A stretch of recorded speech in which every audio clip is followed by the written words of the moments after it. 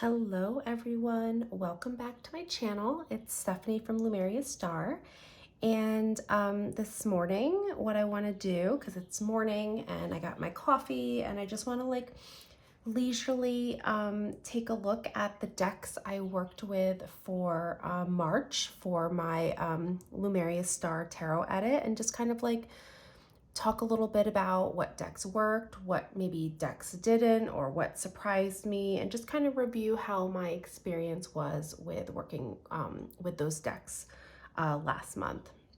So in case you don't know, on Instagram, if you follow me on there, I do have a monthly tarot challenge called the Lunaria Star Tarot Edit, and it's really simple. You just choose the decks you want to work with for the month. You take a picture of all of them and you use the hashtag. You can tag me in it, and it's just like a fun way to see what other decks people are using that month. And that's really it. I originally created it because my tarot collection was really growing and I was getting overwhelmed trying to figure out how to use all my decks. So I thought the solution to that would be doing like a monthly rotation and picking the decks I'm going to use. I use that exclusively for a month, and then next month I choose a whole new batch of decks. And it really works for me and my particular practice because I like to work with decks mostly seasonally. I have decks that I feel are maybe more springy, more fall, more winter, things like that. So I really like to use decks with the seasons and how I feel like maybe they best kind of channel that energy. So that's how that challenge started. And I thought it'd be fun to kind of take that over to YouTube and just take a closer look at the decks I got into and my thoughts about them. So let's get started. So one of the decks that I used in March's tarot edit was the Spacious Tarot, and this was a deck I hadn't used before. And I will admit I was a little hesitant because I do tend to like decks with people in them. I feel like they're really easy to relate to, and I knew that this deck had no people or human figures, and they are really just like landscapes. There are some animals in here, but essentially it's just as the name says, the Spacious Tarot. It creates a space here as if you're kind of looking into this image. So what's cool is you can kind of project yourself there. But I did notice that it was actually really nice to not have human figures in these images. I was surprised how much I liked this. Because I'll be honest, I was just giving it a chance. I know people love it. And I was like, okay, I'll see what this is all about. And I really did enjoy it a lot. And the decks I chose to pair with it this month were spot on too. This pairs so nicely with the Roots and Wings Oracle, which we'll look at. And it also pairs really nicely with the Gentle Tarot too, I noticed. So just really enjoyed the simplicity of this deck. And yeah, I was just really surprised by that. I didn't think I would like it as much as I did. So I'm actually pretty excited to keep this in my collection and continue to grow with it. Some of the cards are a bit more pippish, as you can see, some of the wands can be a little more, harder to dig into. And that's why I think I was hesitant to use this deck, because some of the cards felt pippish, and I typically don't like pip cards. But cards like this, like the Star, I can picture myself literally with the perspective here, laying down on the earth, on the ground, and just looking up. I can feel that card. So yeah, this deck super surprised me in a really, really good way. I also have to say that the guidebook was really good. So let's take a look at that. Yeah, I'm really looking forward to using this deck again. I thought I would try it and then maybe pass it along, but I actually really quite liked it. So the guidebook also I thought was really fantastic, and it's just a really well-made deck, high quality. Let's see here. And there's not a whole lot to each card, but we do get keywords. And I just really love the write-ups in here. I think they helped me view the tarot in some other ways that maybe I wasn't. So I really loved that perspective. And there's pretty much a page, yeah, there's a page for each for the minors as well. And I like when guidebooks don't skimp on the minors and they give just as much information. And then also I wanted to note too, for those of you not familiar with this deck, they do rename the courts. So the page is child, the knight is explorer, the queen is guardian, and the king is elder. So I do like that as well, that it's not gendered. So it's very, like, this is very, I think this is very like suitable and appropriate for like anyone. So if you're someone who reads for like a wide variety of clients, this deck is awesome. It really surprised me and I'm like so happy I have it now. So that is the Spacious Tarot. This one was a win for me and I'm really enjoying this.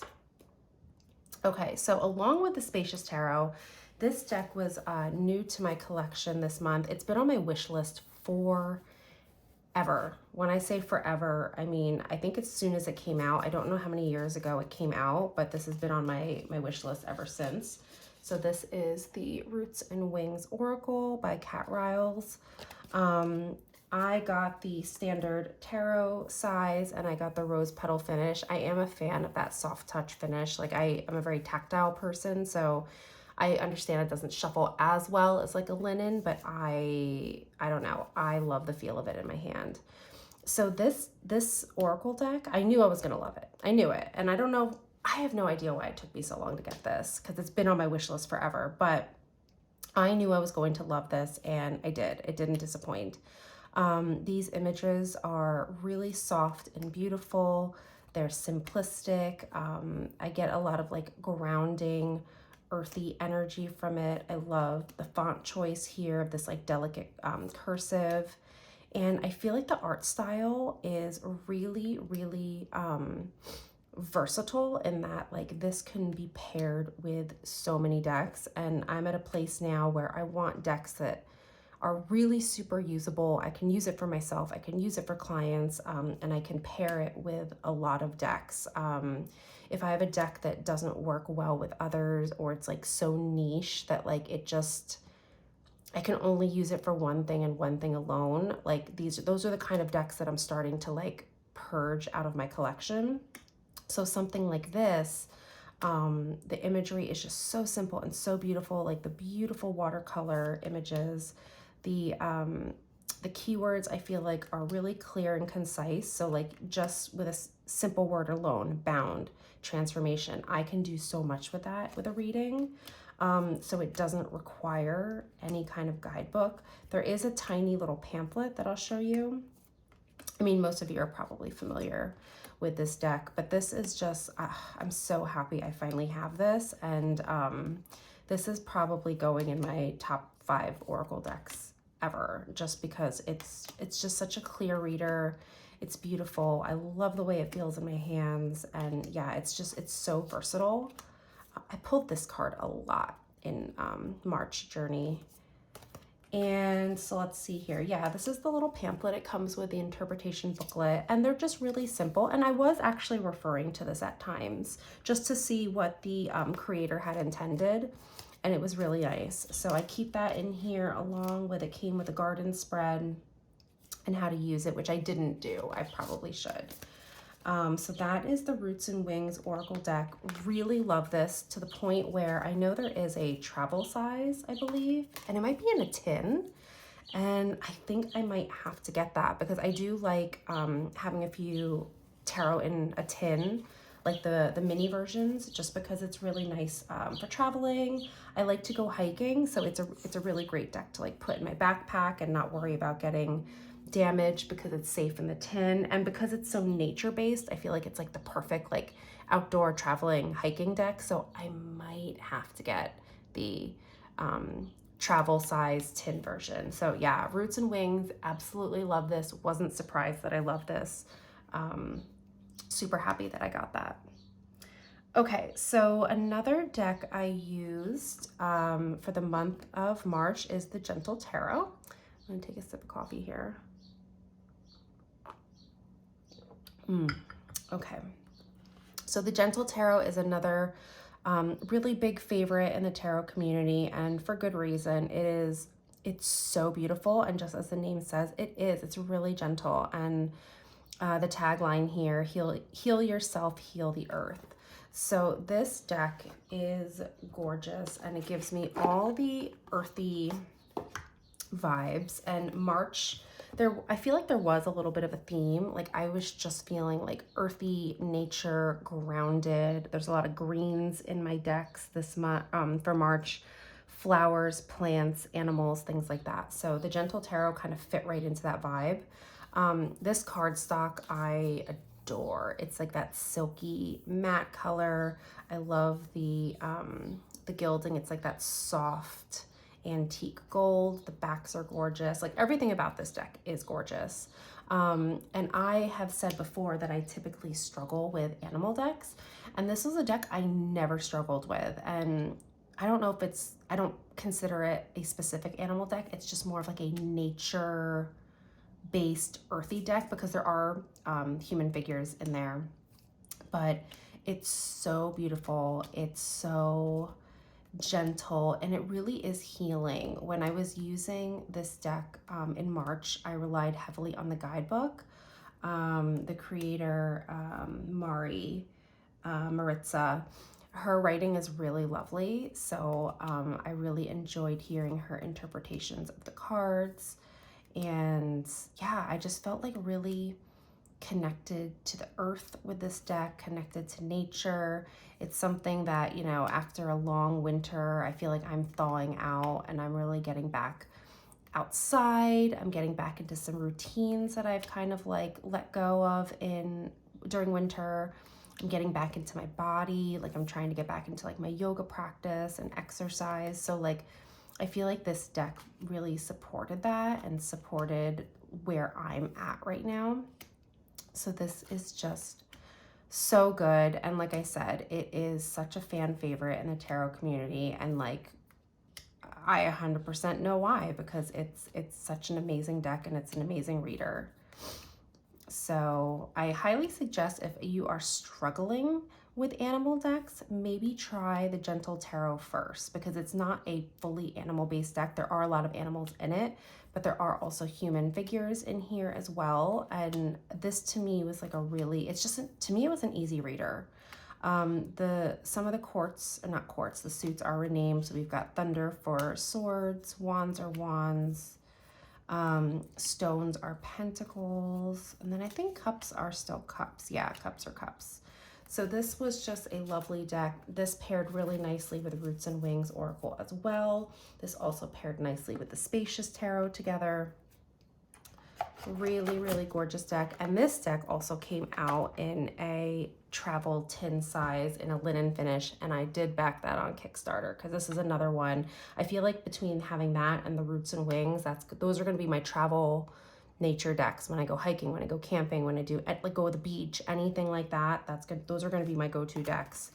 So I'm really excited to get that. And yeah, this guidebook is awesome. Highly suggest if you do not already know about the Gentle Tarot. Okay, so that is going over here. So let's see, what else did I work with this month? Okay, so I also worked with, I don't know how to pronounce this. Is this Jonasa Jos? I don't know how to pronounce that. This is a creator, I believe, in Spain, maybe? They're international. This is the 5th edition, and the artwork is stunning, and you can see the botanicals and the greens. So again, this really kind of fit into that earthy nature vibe I was going for March. These are the backs. It's not gilded or anything. So this is a monochromatic deck. So this deck particularly was just like greens and yellows, blacks and whites. So we had like a limited color palette. It's so stunning, and I realized the reason why, because I've had this for a full year and I've really not used it. And I think it's because the the titles are in, I believe it's Portuguese. I believe it's Portuguese.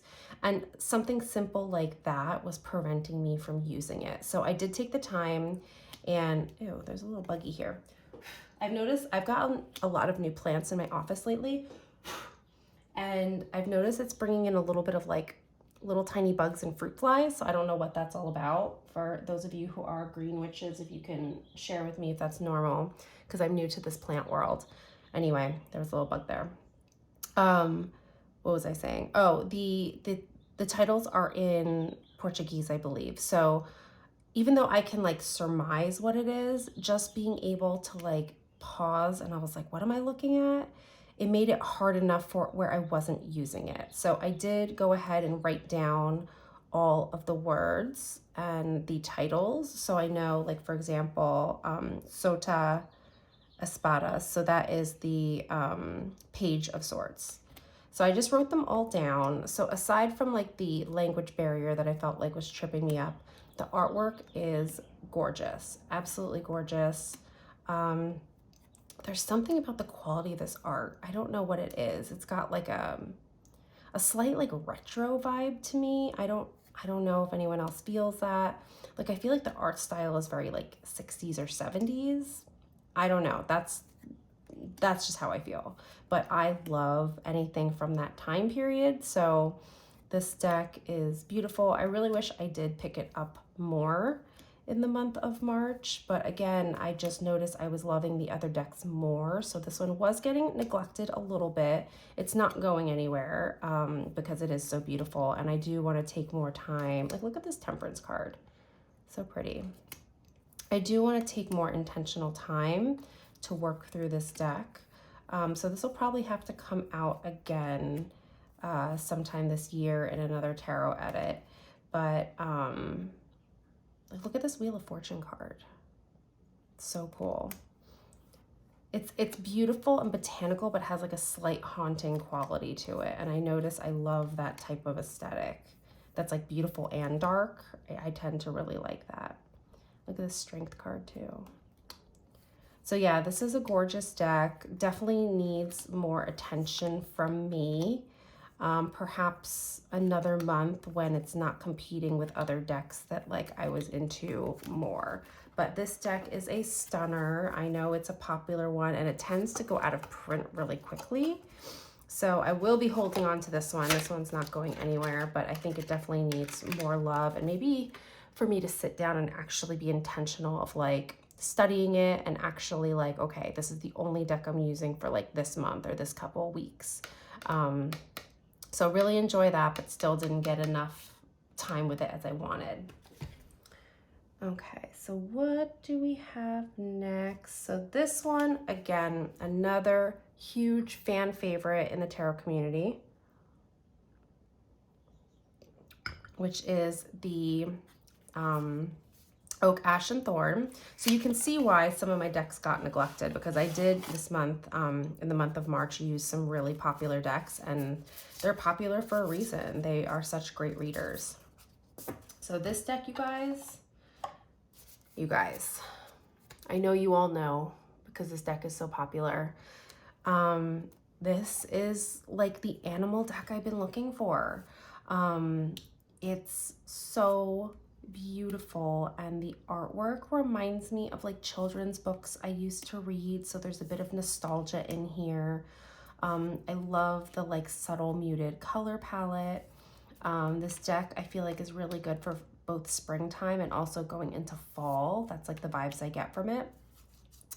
And this deck also reminds me of home. So I grew up in Pennsylvania and in the mountains. I grew up in the Pocono Mountains, so like we lived at the bottom of a mountain, so my backyard was literally just like woods. It was just like forest.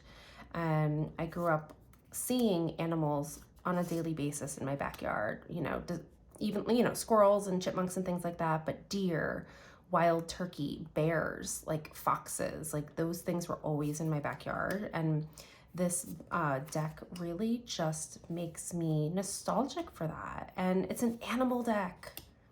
It's an animal deck I connect with. So I was really, really excited that I finally connected with an animal deck. And I don't know what it is about this art style, but it just does it for me.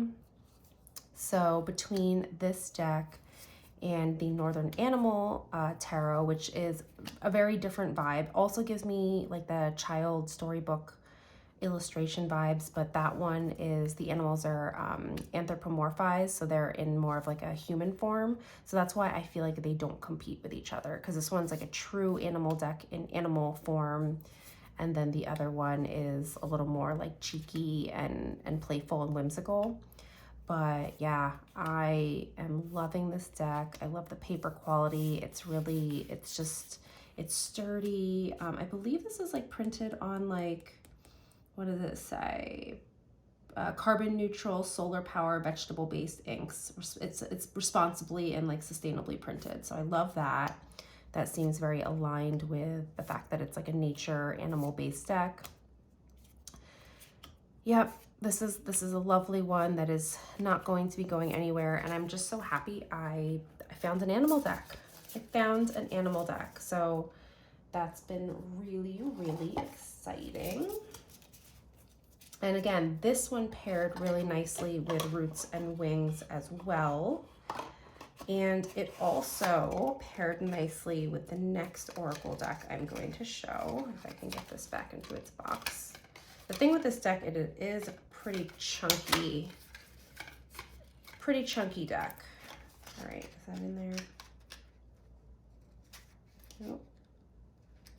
Tuck boxes will be the end of me one day. Okay, so this one, the Universal Folk Oracle, this was pairing really nicely with the Oak, Ash, and Thorn.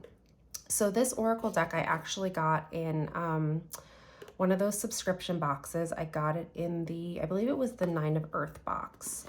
And this deck is really sweet. It's got that folk art style to it, which I tend to really enjoy. These are the really pretty backs. I love those. And they've got, let's see, they've got like, what does it say here? So the artist created this culturally non-specific universal folk style to help us bond together as a unified community. So this isn't taken from like any specific culture, which I like. It's just supposed to be universal. So they've got these like kind of folk looking characters, and they are surrounded by like plants, animals, and there's also like crystals in each card as well. So we have the beautiful image, and then we have the keyword, and then some like other sub keywords. So I think this alone is a really versatile deck. And again, this is kind of giving me those like nature, earthy, pagan vibes, which is why I chose to work with this deck for March. Again, paired really nicely with Oak, Ash, and Thorn. I feel like the animals really complemented the folk characters in here. I didn't have a chance to use this deck too much. I think I do want to try to use this in my journal practice. So for those of you who aren't familiar, my journal practice, it's something I do every morning. And I usually pick one deck for the month, and I work my way through the deck. So if I were to pick this card today, Echoes, I will, read the card, I'll read the guidebook, and then I'll write like my full journal page entry about whatever comes up with that. But once I'm done with this card, I like put it to the back, I separate it so I don't pull it multiple times. So that way I can work through a deck in its entirety for the most part, and just really get a feel of like what the deck has to offer. So I haven't done that yet with this deck, but I'm thinking I want to. I'm thinking this might have enough to offer, like enough meat in the guidebook for like jumping off points for me. But as you can see, the artwork is just gorgeous, really beautiful. I really love like folk art. There's something about it. It's just very earthy and pagan and old world. And I really tend to enjoy that aesthetic, that energy, that vibe. And then the guidebook here, just so I can show you guys, it's it's simple, but I think there's enough that would be helpful for my journaling practice. So they're just numbered. You've got a little color illustration. It's got the keywords, and then it's got the write-up. And every card is associated with a crystal. So if you work with crystals, that's really fun too. So like, let's see, for joy, number 34, let's see. Joy is associated with amber, which I actually don't have any of. And it looks like, and I think the crystal's in every card too. So I think that's a piece of amber that the bird is holding. So this was a really fun deck. I'm glad this made its way to my collection. So I'll be keeping this one as well. And I'm thinking maybe I'll put this into rotation for my, my journal practice. So that is the Universal Folk Oracle, and this is by Anita Inverarity. Okay, so the last deck I wanted to show that was in my March tarot edit was the Soulflower Plant Spirit Oracle. This is by Lisa Estabrook. So I wasn't familiar with this deck at all. This deck actually was sent to me for review. And I'm so grateful it was, because I'll be honest, like I would have seen this online and just passed it up, but I am so in love with this deck. It's crazy. So apparently this was a indie deck before, and it went mass market. So we've got this nice, you know, beautiful magnetic box. And okay, so I will say one, what am I trying to say as I bend these cards? One criticism of the deck is the cardstock they chose, and that's not the artist's fault. It's usually when it gets picked up by mass market. It is very thin, to the point where like you could see it naturally, it bows, because there's just like not enough core in the card. It's a minor detail and it's fine. If they were to reprint it though, I would tell them to pick a sturdier matte cardstock. But other than that, I do still love this deck. So I really love the watercolor art style of the flowers and the plants. So basically it has the name of the flower or plant and a keyword. So that alone would be enough for me to work with. Like I love the keywords here. And then it gives a little bit more, it goes deeper, and like you could use that alone without the guidebook. But then the guidebook is awesome. I love the guidebook. So I really love flowers. I love having fresh flowers in my house all the time. I usually, when I go to the grocery store, I'll pick up, you know, fresh flowers, or, you know, a couple bunches of flowers and make different bouquets for my house. And you guys have seen probably my altar on Instagram. So I love me some flowers, and I think that this includes a nice selection of flowers, plants, and herbs. And I have been pulling this, I've been pulling one card every morning before I start like the work portion of my day, and the messages have just been spot on for me. Like when I tell you spot on, it's like scary. It's like this deck knows what's going on with me. This deck, this card came up a lot for me, Nasturtium Vitality, and it's really all about getting back into your physical body, that's been a challenge for me. For those of you who know, like I work as a mental health coach, and I see, you know, 6 or 7 clients a day, and it's a lot of being on the computer, being on video, and it's a lot of just like intellectual conversations and being in my head. And it's really hard for me at the end of the day. I feel really disconnected from my body. So I'm trying to do intentional practices to get all that energy back out of my head, back into the body, and into some physical movement. So like that card has been really powerful for me. Yeah, it's this, don't let this deck deceive you. Like I'm not always a fan of mass market decks, but this deck I just love. If they could just make it a little bit more perfect and like reprint it on better cardstock, I would rehome this deck and get that. But until then, I'm really enjoying this deck. I think I didn't get to work through the whole deck, so I do think this one will definitely be one of the next decks I use for my journaling practice, because this book is wonderful, and I just wanted to show that. So let's see here. what did I want to show? So we've got tending the garden of your soul. Like there's like a lot of analogies that I really love. So starting with the soil, and it's also timed with times of the year. So starting with the soil is any time of the year. Planting seeds, that's typically early spring and also new moons. So you can work with this seasonally and with the moon phases, which I love because my practice is very based off of those cyclical type of, season work or moon phases, things like that. Supporting growth, that's spring and or waxing moons. Blooming is summer and full moons. Garden cleanup, autumn and waxing moons. Rest and renewal, winter and dark moons.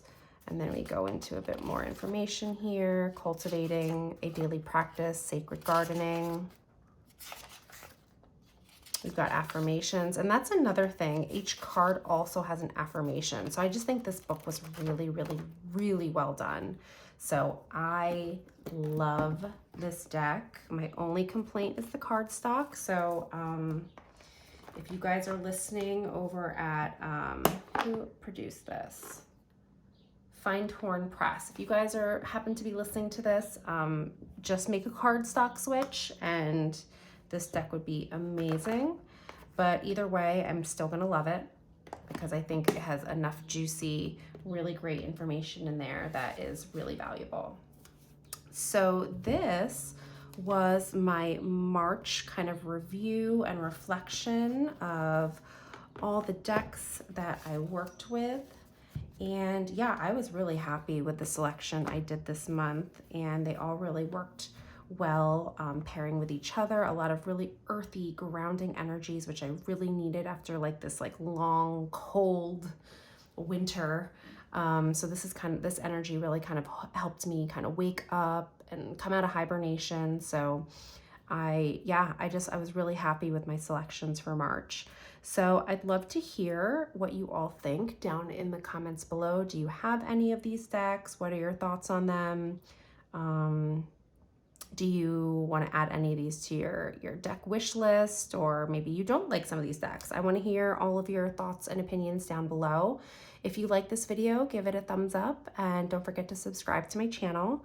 Also, if you want to join in on the tarot challenge, I do it every month. You just take a picture of all your decks, use the hashtag Lunaria Star Tarot Edit. You can tag me in it, and I usually just share them on my stories. It's a nice way to connect with other people, see what other decks people are using. Super simple, not hard to do at all. Yeah, follow me over on Instagram at Lunaria Star, and I also have a Patreon under the same name, Lunaria Star. So let's connect and talk all things tarot and witchy. So I hope you guys enjoyed this video, and I will see you in the next one. Bye.